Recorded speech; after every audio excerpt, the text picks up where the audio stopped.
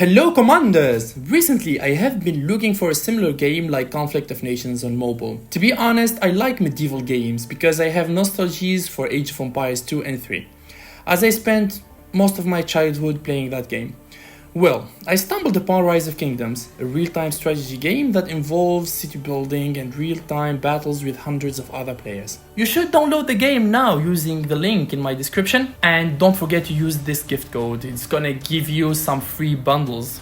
Basically, today's video will be about finding the similarities between Conflict of Nations and Rise of Kingdoms, and if you guys are interested enough, I will dive deep into details, providing a detailed beginner's guide as I'm also in the discovery phase next time.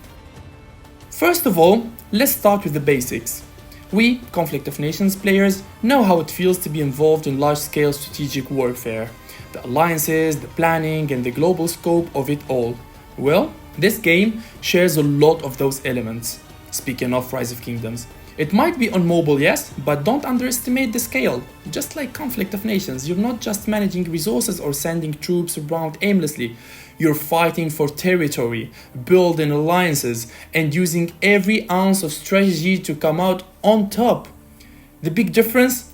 Rise of Kingdoms real-time battles take the concept of global warfare in medieval ages and bring it to life in a way that feels immersive on mobile. And yeah, I get it, mobile isn't exactly known for huge scale, but Rise of Kingdoms, Kingdom versus Kingdom mode are where the magic happens. Imagine the intensity of Conflict of Nations Alliance War, but in a mobile setting with thousands of players on the battlefield at the same time. It's chaotic, it's real time, and it's absolutely thrilling, because in Conflict of Nations, before we had a lot of difficulties gathering a lot of armies at the same time because of the servers, they get jammed, the data is so heavy on the game servers, but this is not the case in a game like Rise of Kingdoms, because the size of the two games is quite different, because Rise of Kingdoms is more popular, it has more financial capabilities than Conflict of Nations.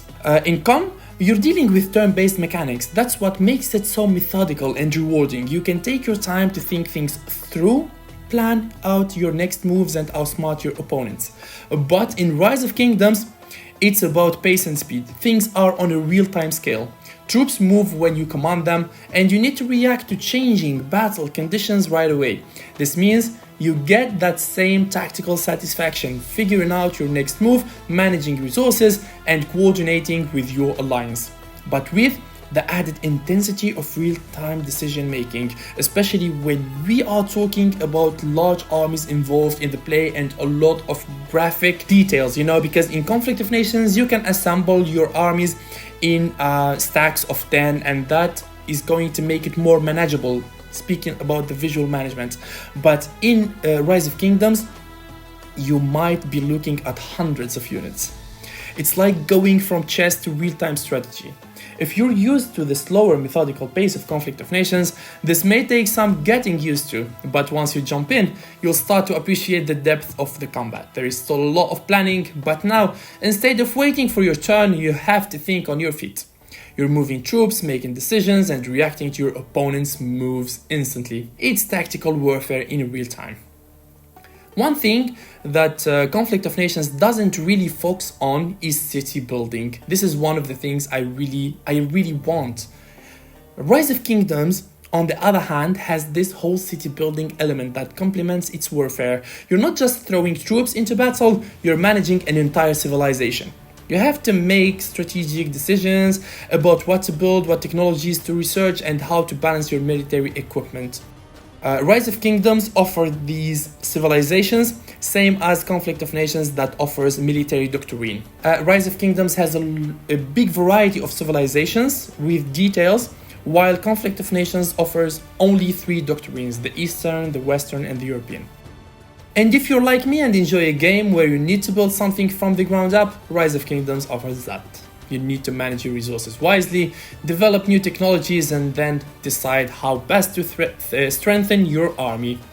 It's not just about military strategy, it's about making sure your empire can support your ambitions in battle. Alright, let's talk a little bit about the alliances. In Conflict of Nations, alliances are often the difference between victory and defeat. The same holds true in Rise of Kingdoms.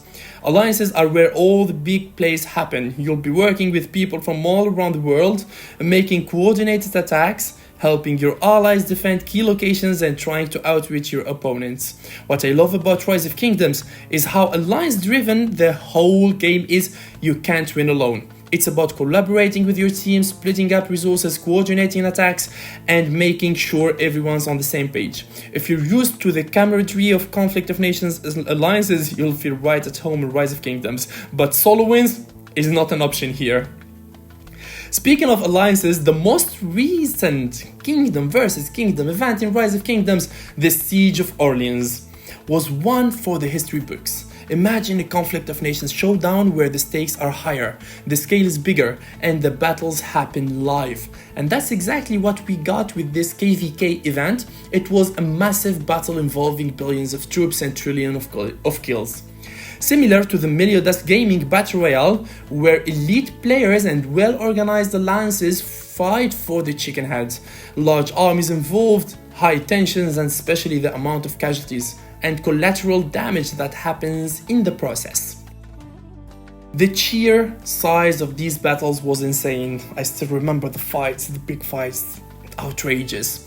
Well, kingdoms from all over the world were vying for control of 4 Kingsland, and the strategies used to win were just as intricate as anything you'd see in Conflict of Nations. If you enjoy those huge world-changing battles where every decision has ripple effects, the Siege of Orleans might just scratch that strategic itch. I'd like to speak a little bit about the Siege of Orleans that is based on a true historical event that occurred in 1429, when the British were trying to invade the city of Orleans during the 100 Years' War. Orleans was the last holdout in a certain French region, and Joan of Arc, who doesn't know Joan of Arc, arrived in the city in April 1429 and was a key figure in rallying the troops and eventually launching a counteroffensive on the British, which was considered a turning point in the 100 Years' War. So, why give Rise of Kingdoms a shot? If you're a fan of Conflict of Nations and want something you can play on the go without sacrificing that deep strategic gameplay, Rise of Kingdoms might just be your next favorite game.